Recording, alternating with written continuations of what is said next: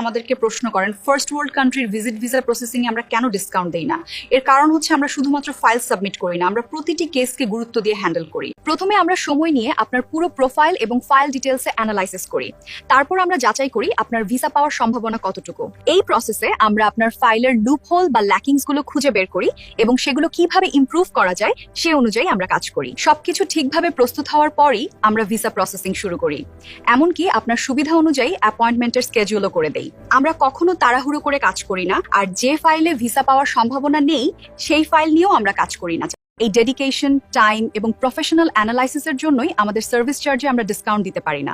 আমরা শুধু সার্ভিস দিই না, আমরা রেজাল্ট ফোকাসড কাজ করি। আপনি যদি ইউএসএ, কানাডা, অস্ট্রেলিয়া, শেনজেন বা অন্য ফার্স্ট ওয়ার্ল্ড কান্ট্রির ভিজিট ভিসা সংক্রান্ত গাইডেন্স চান, তাহলে স্ক্রিনে দেওয়া নম্বরে কল করুন অথবা অ্যাডভান্স কনসালটেন্সির জন্য চলে আসুন আমাদের অফিসে।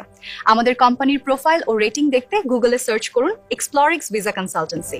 আর প্রতিদিন এমন সব গুরুত্বপূর্ণ তথ্য পেতে আমাদের পেজটি লাইক, শেয়ার, ফলো এবং সাবস্ক্রাইব করুন।